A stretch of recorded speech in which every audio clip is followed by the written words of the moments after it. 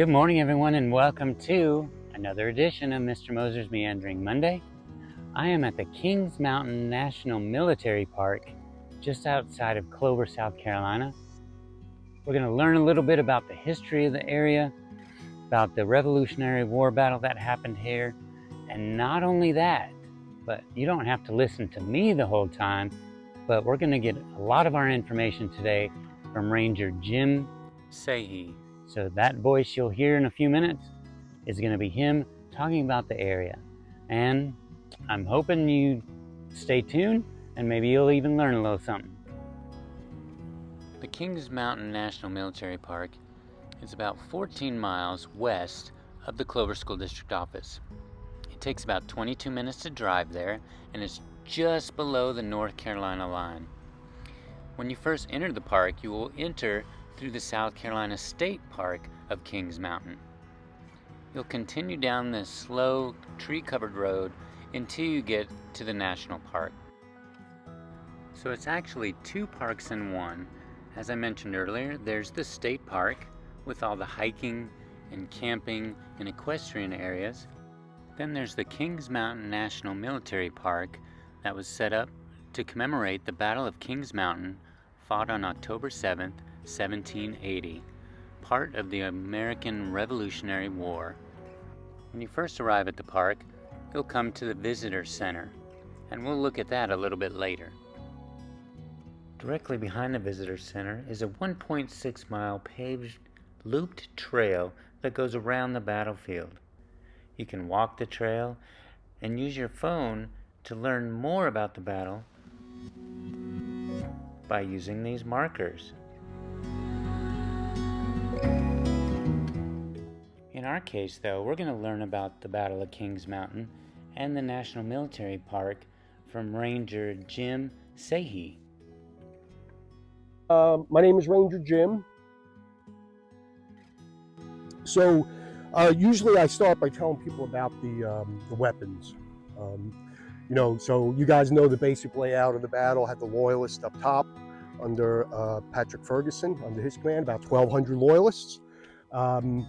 Most of those were just straight up militia, except for about 120 British provincials. So about 120 of the 1,100, 1,200 in there would have been dressed just like a British soldier.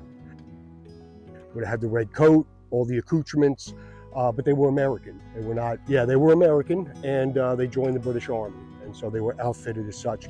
They would have been not looked down upon, but they wouldn't have been looked at in the same regard as, say, a straight up British soldier from England. So we always like to remind people that Major Patrick Ferguson was the only British guy out here. Everybody else was American. All the Loyalists were American, all the Patriots were American. So he was basically, Major Patrick Ferguson was sent into the backcountry to recruit Loyalist militia. So it's October 7th, 1780 is the day of the battle. By that time, the war had kind of come to a slowdown in the north.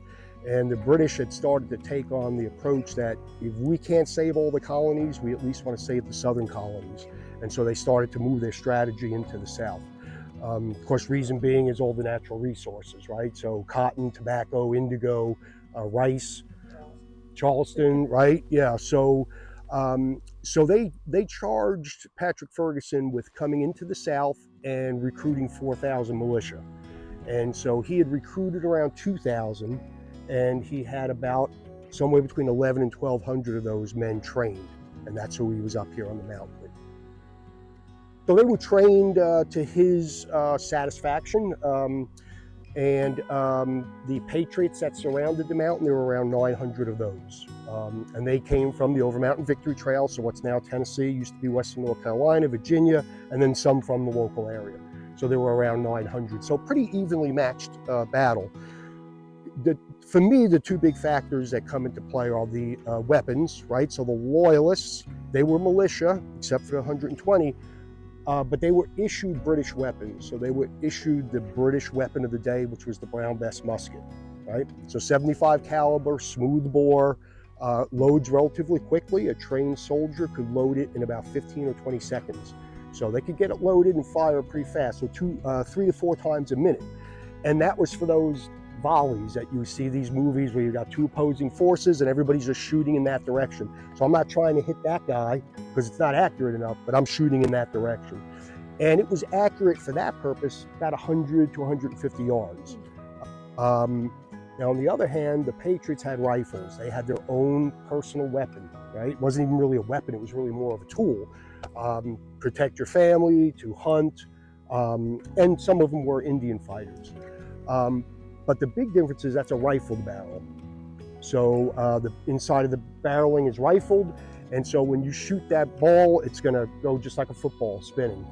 And so much more accurate, but certainly a great deal of accuracy to 250 yards. So you've got a weapon that's twice as accurate, or, well, you know, twice the distance, but much more accurate. And so that really did factor into the battle when you've got the Loyalists up top with a very inaccurate weapon, and then the Patriots with a very accurate weapon surrounding the mountain. One of the reasons I like to stop here is this gives you a good idea of the terrain. You can see it's very hilly. The crest of Kings Mountain is just off in this direction. At the time of the battle, this was an old growth forest, and so the trees were massive. You know, there's firsthand accounts of 2 or 3 men hiding behind one tree. So these are, you know, big trees. That's the other thing that really factored into the battle. The Patriots had an accurate weapon, and as they're going up Kings Mountain and meeting their enemy, they have lots of good cover and concealment. There would have been very little underbrush because the trees were so big, the canopy was so thick, there wouldn't have been much growing on the ground. And so they were able to go from tree to tree with good cover. And so that definitely worked to their advantage. So in 1930, President Herbert Hoover came here to speak and really did a lot for getting the Southern campaign and this battle onto the kind of the map, if you will. Back then, that was a big deal, right? Like, especially rural South Carolina.